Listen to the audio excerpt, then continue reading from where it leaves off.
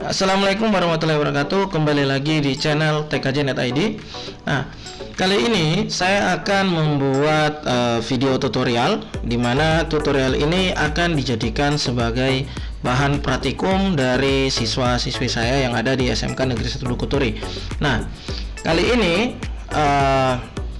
saya akan menggunakan Cisco paket reset lagi, seperti di video sebelumnya. Kalau di video sebelumnya itu saya membuat sebuah jaringan client server ya.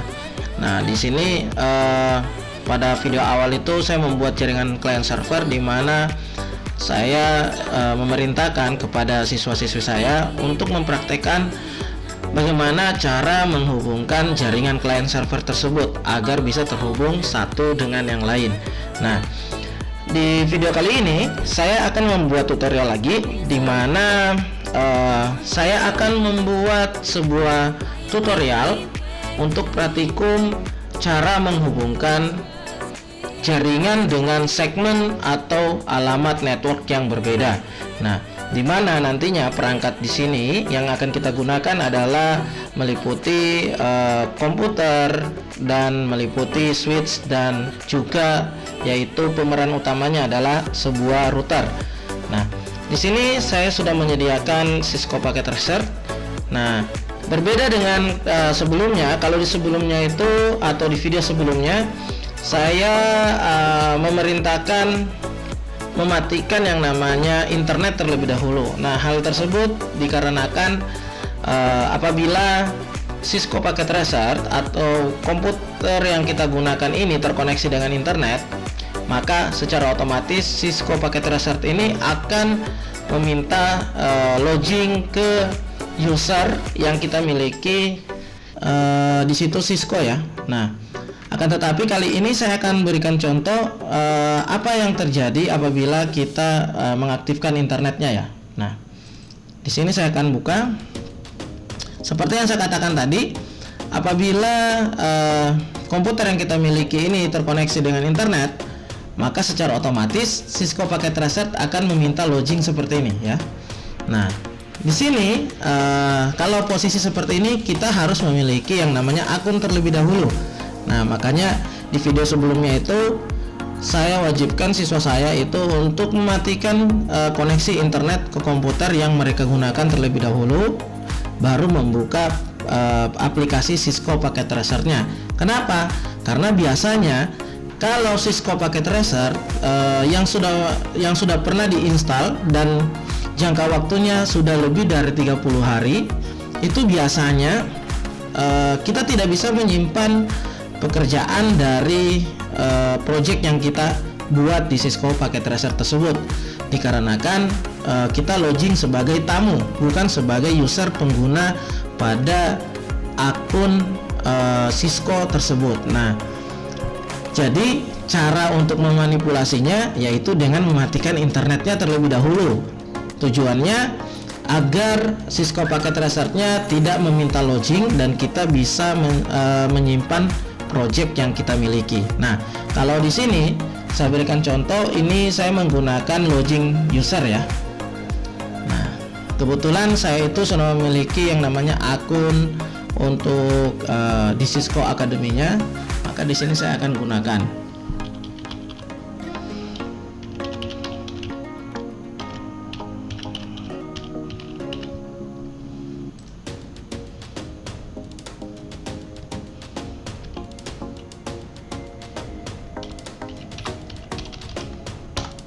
Oke.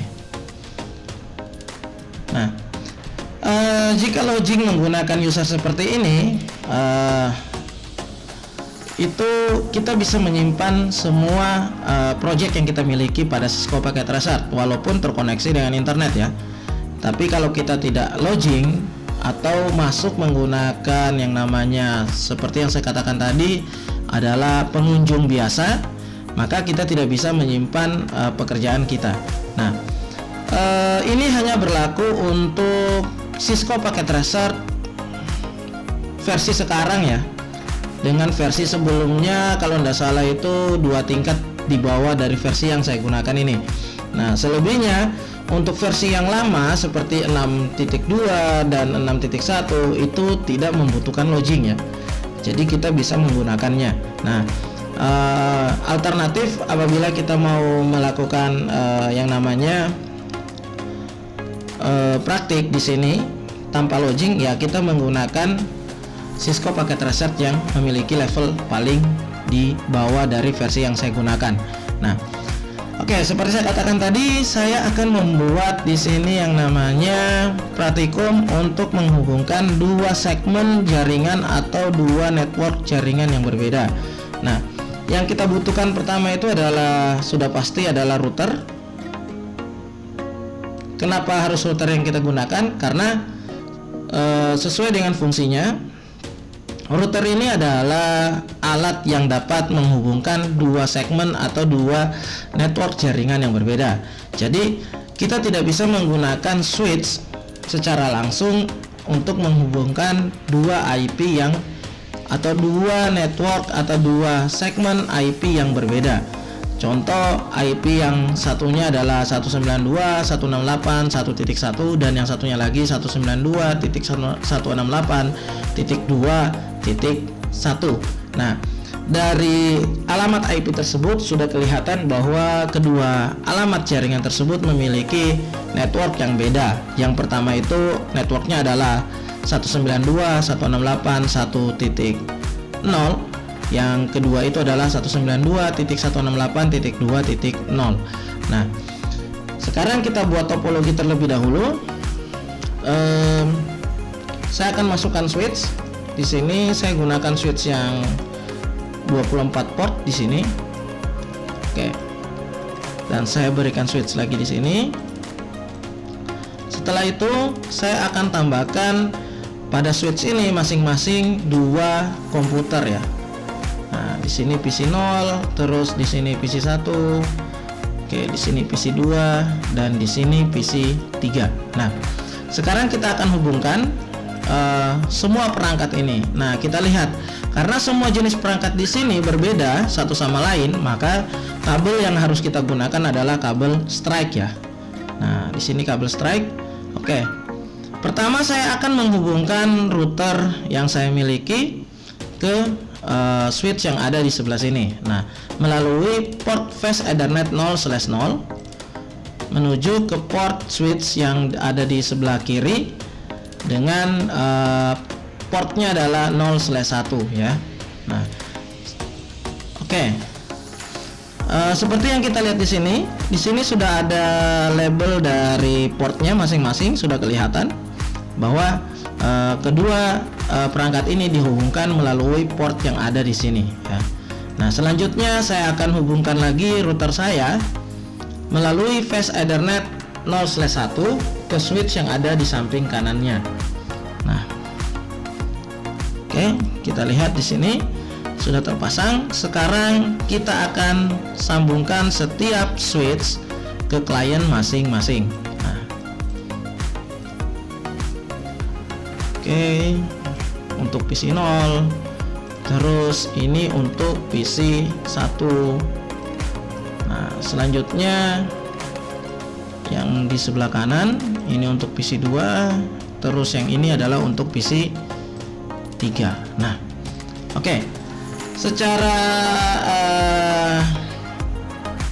langsung di sini kita melihat ada perbedaan di antara kabel atau indikator kabel yang ada di sini. Kita lihat di sini di bagian PC itu berwarna hijau, nantinya akan berwarna hijau semua seperti ini secara otomatis.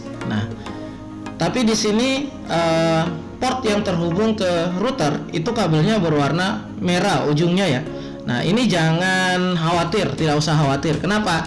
Karena ini bukan karena kabelnya salah ya, akan tetapi ya namanya router itu kalau di Cisco pasti interface-nya masih dalam keadaan disable dan belum aktif.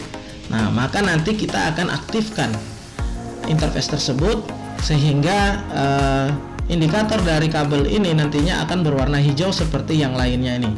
Nah, oke, sekarang kita akan lanjut ke bagian konfigurasi. Nah, konfigurasi router biasanya kalau saya mempraktekkan itu langsung kayak gini ya. Nah, saya masuk ke CLI kayak gini. Nah, ini sebenarnya boleh kita lakukan di Cisco Packet Tracer, tapi kalau di dunia nyata itu tidak bisa, karena kita harus membutuhkan satu komputer lagi untuk melakukan remote kepada router ini.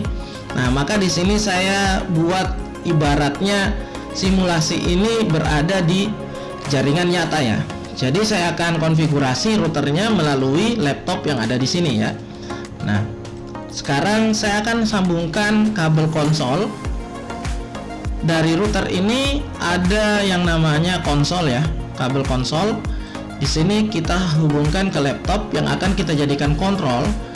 Nah, di sini kita hubungkan ke RS232. Nah, selebihnya nanti kita akan menyetingnya. Tapi sebelum kita menyeting, saya akan melakukan pemberian kode untuk membedakan wilayah mana yang memiliki network sekian dan wilayah mana yang memiliki network sekian. Nah, di sini saya akan berikan tanda berwarna. Saya akan berikan lokasinya berwarna hijau. Lokasi berwarna hijau ini adalah lokasi jaringan lain. Nah, sedangkan yang satunya lagi ini saya akan berikan warna kuning ya. Oke. Nah, sekarang saya akan tuliskan di sini untuk yang warna hijau ini nanti menggunakan 192.168.1.0. Ini alamat yang saya berikan di sini adalah network ya. Jadi ini alamat networknya.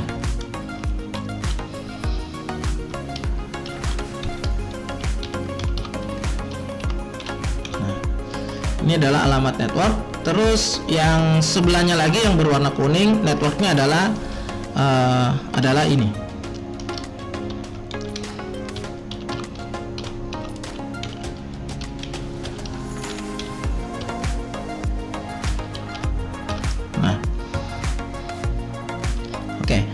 Di sini yang saya berikan seperti saya katakan tadi, ini adalah alamat network ya, bukan alamat IP address untuk host.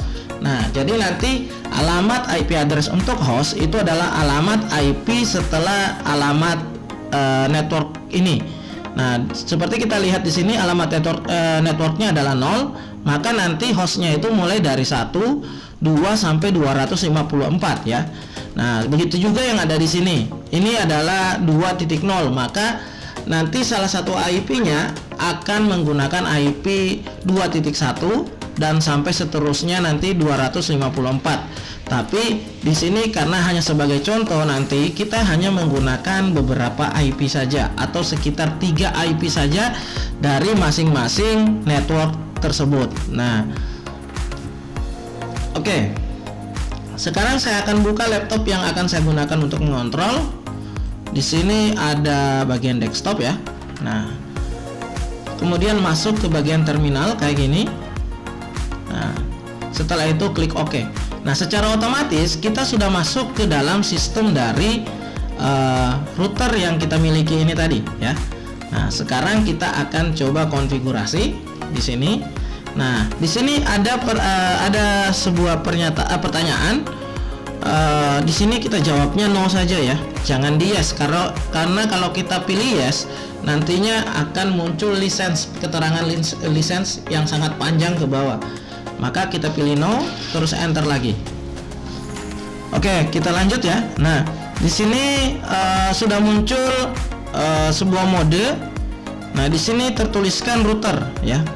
Nah, kalau kita ingin menyeting router Cisco, maka kita harus masuk ke mode yang namanya mode konfigurasi ya. Dengan perintah awal itu adalah enable.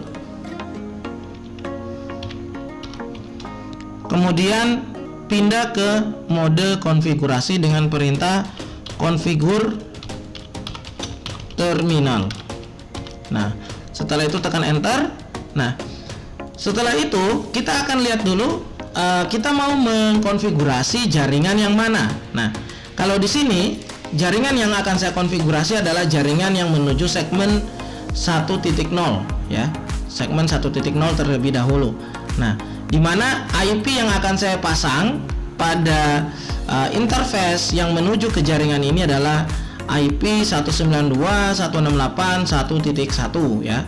Nah, jadi caranya sangat mudah. Kita tinggal mengetikkan saja yang namanya konfigurasi untuk masuk ke interface tersebut dengan perintah interface fast Ethernet. Jadi fast Ethernet 0/0. Kenapa 0/0? Karena interface yang menuju ke area atau segmen 1.0 ini adalah interface 0/0 atau FA0/0. Nah, setelah itu kita tekan enter seperti ini. Selebihnya kita akan lanjutkan untuk pemasukan IP address-nya. IP address 192.168.1.1. Nah, kita lihat di sini saya menggunakan /24 ya. Maka secara otomatis netmax dari IP ini adalah 255.255.255.0. Oke. Perhatikan di antara 1.1 ini. Ketika mengetikkan 1.1, maka kita harus melakukan spasi terlebih dahulu baru mengetikkan yang namanya netmax-nya ya. Jangan langsung disambung, tapi di spasi terlebih dahulu. Setelah itu kita tekan enter. Nah, selanjutnya kita aktifkan interface tersebut agar kabel yang ada di sini indikatornya berubah menjadi hijau ya, dengan perintah no shutdown ya. Nah, jika muncul pernyataan seperti ini, tekan enter saja sampai kembali lagi ke posisi ini ya. Nah, maka secara otomatis ini sudah memproses nih. Kabel yang ada di sebelah sini sudah memproses, maka interface ini sudah aktif. Nah, selanjutnya kita lakukan konfigurasi untuk IP address yang menuju ke area atau segmen 2 ya. Nah, di mana di sini untuk segmen 2 itu koneksinya melalui fast Ethernet 0/1. Maka kita harus masuk ke interface ini dan melakukan hal yang sama, hanya saja IP yang kita masukkan itu berbeda. Di mana IP pada FA0/0 itu adalah 1.1, maka di fast Ethernet 0/1 itu menggunakan 2.1. Nah, cara pindahnya kita tidak perlu exit ya, karena biasanya ada tutorial melakukan yang namanya perintah exit terlebih dahulu. Padahal tidak perlu melakukan exit terlebih dahulu. Cukup menuliskan perintah yang benar saja, interface fast Ethernet 0/1. Kemudian kita tekan enter. Jika konfigurasinya benar, maka secara otomatis kita sudah berpindah ke interface ini. Jadi tidak perlu melakukan yang namanya exit terlebih dahulu. Nah, kalau kita berikan perintah exit, maka yang terjadi adalah konfigurasinya semakin panjang ya. Padahal kita bisa berpindah ke konfigurasi selanjutnya tanpa harus exit terlebih dahulu. Nah, selanjutnya saya masukkan IP address-nya. IP address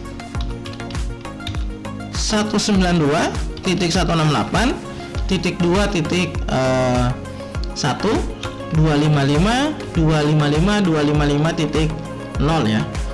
Terus saya tekan enter. Kemudian habis itu saya ketikkan no shutdown ya. No shutdown, sehingga yang terjadi adalah semua interface yang ada di sini itu sudah aktif. Nah, tinggal kita menyimpan konfigurasinya dengan perintah do write ya. Do write, tekan enter, maka semua konfigurasi yang kita lakukan tadi itu akan tersimpan. Kenapa? Kalau kita tidak melakukan perintah do write, maka yang terjadi nantinya ketika router yang kita miliki mati, semua konfigurasinya akan hilang. Jadi seperti itu. Oke, saya ulangi ya. Jadi kenapa harus saya lakukan perintah do write? Karena do write ini adalah perintah untuk menyimpan semua konfigurasi ini. Nah, apabila kita tidak menyimpan atau tidak melakukan perintah ini, maka yang terjadi kayak gini. Ketika router ini nantinya kita matikan, yang ada semua konfigurasi yang sudah kita masukkan akan secara otomatis menghilang, karena konfigurasi yang pertama kita masukkan itu hanya tersimpan di RAM atau penyimpanan sementara, tidak masuk ke bagian room dari router Cisco ini. Nah, jadi seperti itu. Nah, selanjutnya kita akan melakukan konfigurasi pada setiap kliennya. Nah, kita lihat apabila saya letakkan kursor dari komputer saya, maka di sini akan muncul alamat IP dari setiap interface yang ada di router tersebut. Nah, inilah bedanya router dengan switch ya. Kalau router dengan switch itu bedanya di bagian ini, router itu setiap portnya harus memiliki yang namanya alamat IP address apabila kita fungsikan sebagai yang namanya router. Tapi switch itu tidak bisa kita masukkan IP untuk distribusi ke setiap klien seperti yang dilakukan oleh router. Nah, jadi seperti itu. Nah, selanjutnya kita akan setting IP address dari setiap klien. Pertama saya akan mulai dari segmen atau network 1/0 ya. Nah, di sini saya masuk ke desktop, saya setting, masukkan IP-nya. Oke. Karena IP 1.1 tadi sudah digunakan oleh router, maka di sini kita gunakan 1.2 ya. Nah, selanjutnya kita gunakan netmask yang sama dengan netmask yang dimiliki oleh si router tadi, yaitu 255.255.0. Nah, karena ini ada kaitannya dengan menghubungkan dua jaringan yang berbeda segmen atau berbeda network, maka wajib kita memasukkan yang namanya default gateway.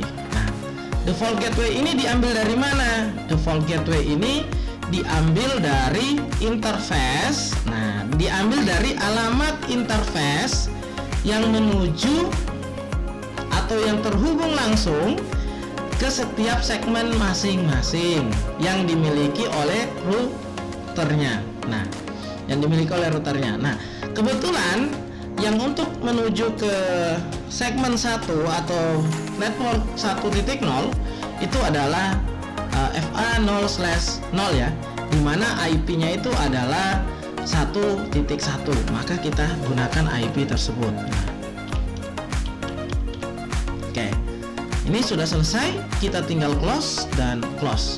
Selanjutnya kita lanjut di sini di PC yang kedua dari segmen 1.0.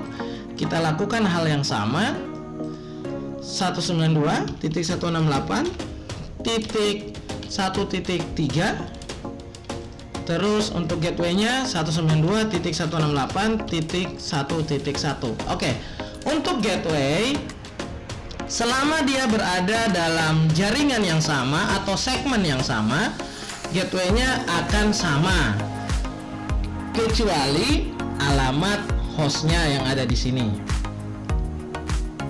Nah, alamat hostnya itu tidak boleh sama ya untuk bagian oktet keempatnya, tapi untuk 3 oktet di awal yang ini harus sama. Yang tidak boleh sama itu adalah oktet terakhirnya, karena tidak boleh ada komputer yang memiliki alamat host yang sama, karena akan terjadi yang namanya tabrakan IP address nantinya. Nah, oke, ini sudah selesai, ini juga sudah selesai. Kita lanjut ke bagian yang namanya segmen keduanya di sini. Nah, kita lakukan hal yang sama, akan tetapi yang berbeda adalah bagian penulisan IP-nya, di mana yang pertama tadi kita menggunakan 1 di oktet ketikanya, ini kita menggunakan 2.2. Kenapa 2.2? Karena IP 2.1 sudah digunakan oleh interface Fast Ethernet 0/1 dari router ini yang menuju ke segmen kedua ini tadi ya. Sehingga secara otomatis IP ini juga nantinya akan dijadikan sebagai gateway. Berarti gateway-nya adalah 192.168.2.1. Nah, terus ini di close, kemudian di close. Nah, selanjutnya PC 3. Oke, kita masukkan IP-nya 192.168.2.3. Di sini gateway-nya adalah 192.168.2.1. Nah, setelah kayak gini kita close lagi dan kita close. Nah, kita tinggal mengecek satu persatu apakah sudah benar konfigurasinya atau masih salah dengan cara silakan letakkan kursornya di bagian atas setiap perangkat. Nanti akan muncul informasi IP address beserta gateway-nya. Nah, itu harus diperhatikan sudah benar atau masih ada kekeliruan. Nah, oke, ini semuanya sudah ada di segmen 1. Sedangkan router ini memiliki segmen yang berbeda, yaitu segmen 1 dengan segmen 2. Nah, kalau kita lihat di situ, Fast Ethernet 0/0 berada di segmen 1, sedangkan 0/1 berada di segmen 2. Nah, selanjutnya di bagian sini kita cek lagi, harus kita pastikan semuanya sudah benar. Oke, semuanya sudah benar, berarti tinggal melakukan pengujian. Oke, selanjutnya untuk pengujian dari kedua jaringan ini, kita membutuhkan yang namanya beberapa bantuan di aplikasi ini.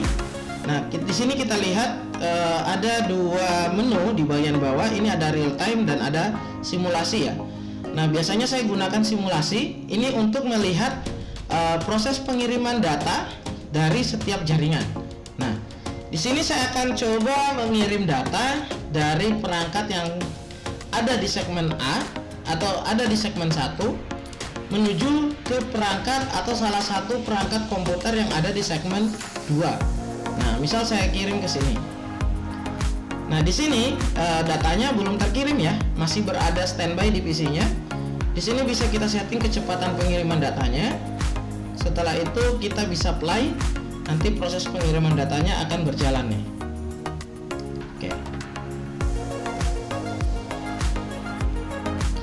Oke, biasanya karena ini menghubungkan dua jaringan yang berbeda, biasanya proses awal itu akan valid ya, biasanya. Maka kalau pertama valid, jangan langsung khawatir ya. Nanti kita ulang kembali pengiriman datanya, itu baru successful untuk pengirimannya. Oke. Karena di proses awal ini adalah proses pembacaan semua perangkat yang ada dalam jaringan ini. Maka yang terjadi seperti ini, valid ya, valid. Nah, kalau sudah valid kayak gini, kita hapus saja. Nah, setelah itu kita ulang kembali. Kita kirim dari salah satu PC yang ada di segmen segmen 1, kita kirim ke salah satu PC yang ada di segmen 2. Setelah itu kita play kembali. Harusnya pengiriman kedua ini berhasil. Apabila pengiriman kedua ini tetap tidak berhasil, maka kemungkinan ada bagian konfigurasi jaringan yang kita miliki di dalam itu salah menempatkan alamat jaringan. Nah, biasanya kayak gitu, atau salah melakukan konfigurasi routernya ya. Nah, ini harusnya successful. Nah, di sini hasilnya sudah kelihatan, ini pengirimannya adalah successful. Maka kedua jaringan atau kedua segmen jaringan yang berbeda ini itu sudah terhubung. Nah, oke. Untuk di materi kali ini cukup sederhana dengan simple ya, meskipun saya banyak menjelaskan. Nah, akan tetapi penjelasan saya tadi itu insya Allah dapat bermanfaat bagi teman-teman semua dan juga siswa-siswi saya yang akan melihat video ini, karena video ini memang saya khususnya saya peruntukkan adalah untuk siswa-siswi saya yang ada di SMK Negeri 1 Dukuturi ya.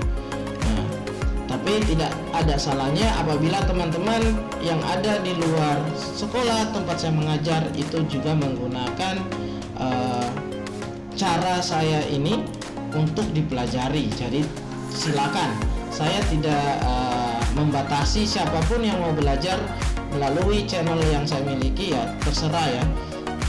Karena saya itu ingin membagi ilmu pengetahuan di channel saya. Oke, saya kira untuk praktikum kali ini, untuk pembahasan pembuatan jaringan kali ini cukup sekian ya. Lebih dan kurangnya saya mohon maaf. Apabila ada pertanyaan silakan dikomentari di kolom komentar pada video ini nanti, karena video ini akan saya upload di YouTube saya atau di channel saya. Demikianlah saya akhiri, wabillahi taufiq walhidayah. Wassalamualaikum warahmatullahi wabarakatuh, dan sampai ketemu di video selanjutnya.